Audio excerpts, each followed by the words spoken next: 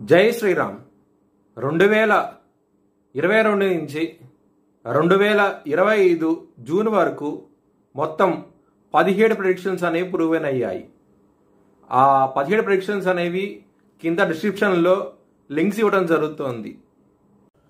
2025 నుంచి 2026 జూలై మధ్య సమయంలో జపాన్లో ప్రకృతి బీభత్సం జరగబోతోంది. ఎర్త్క్వేక్స్, సునామీలు, ఫ్లడ్స్ వచ్చే అవకాశాలు చాలా ఎక్కువగా ఉన్నాయి.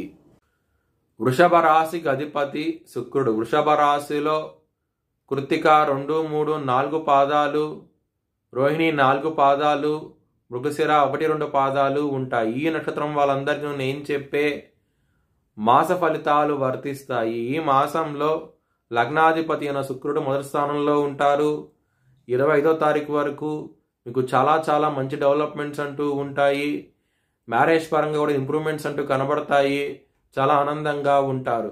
ఎవరికైతే వివాహం అవ్వాలో వివాహం కూడా కుదిరే అవకాశం ఎక్కువగా ఉన్నది. ఒకవేళ మీ జన్మ జాతకంలో కనుక దశలు అంతర్దశలు యోగించకుండా ఉంటే కనుక ఇది వర్తించదు. కుటుంబ పరంగా ధనపరంగా చాలా ఎక్సలెంట్ డెవలప్మెంట్స్ అంటూ ఉంటాయి. 25వ తారీఖు నుంచి ఇప్పుడే శుక్రుడు మిథున రాశికి వెళ్తారో ఇంకా మంచి డెవలప్మెంట్స్ అంటూ ఉంటాయి. గురువు శుక్రుడు కలవబోతున్నారు 25వ తారీఖు నుంచి. దాని మూలంగా ధనపరంగా ఎటువంటి లోటు అంటూ ఉండదు. సూర్యుడు 17వ తారీఖు వరకు మిథున రాశిలో ఉంటారు.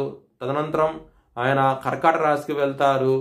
చాలా మంచి డెవలప్మెంట్స్ అంటూ ఉంటాయి. ఎప్పుడైతే సూర్యుడు మీకు మిథున రాశి నుంచి కర్కాటక రాశికి వెళ్తారో ఇంకా మంచి డెవలప్మెంట్స్ ఉంటాయి. ధనపరంగా చాలా ఆనందంగా ఉంటారు. కుటుంబ సభ్యులతో కూడా మీకు మంచి రిలేషన్ అనేది ఉంటుంది.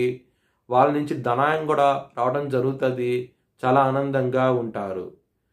లవర్స్కి మాత్రం 29వ తారీఖు నుంచి మాత్రం ఇబ్బందులు ఉంటాయి. లవ్ ప్రపోజ్ చేయకండి. 29వ తారీఖు నుంచి మాత్రం ఇబ్బంది పడే అవకాశాలు ఎక్కువగా ఉన్నాయి. సంతాన పరంగా కూడా సమస్యలు అధికమవుతాయి. 29వ తారీఖు నుంచి మాత్రం జాగ్రత్తగా ఉండండి.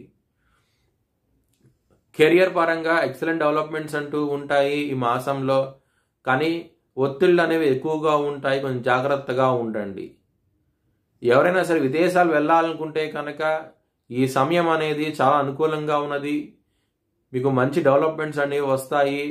ఇంపోర్ట్ ఎక్స్పోర్ట్ ట్రేడింగ్ చేసి బిజినెస్ చేసే వాళ్ళకి చాలా అనుకూలంగా ఉన్నది ఈ మాసం అనేది. హెల్త్ పరంగా మాత్రం కొంచెం జాగ్రత్తగా ఉండండి. ముఖ్యంగా కాళ్ళకు సంబంధించిన విషయాల్లోనూ, కళ్ళకు సంబంధించిన విషయాల్లోనూ, గొంతుకు సంబంధించిన విషయాల్లోనూ ఇబ్బంది పడే అవకాశాలు ఎక్కువగా ఉన్నాయి. విష్ణు సహస్రం పారాయణం చేయండి. చాలా బాగుండబోతోంది ఈ మాసం అనేది. మీ భవిష్యత్ వివరాల కోసమై హెచ్ఎల్ఎన్ జ్యోతిష్యాలయాన్ని సంప్రదించండి.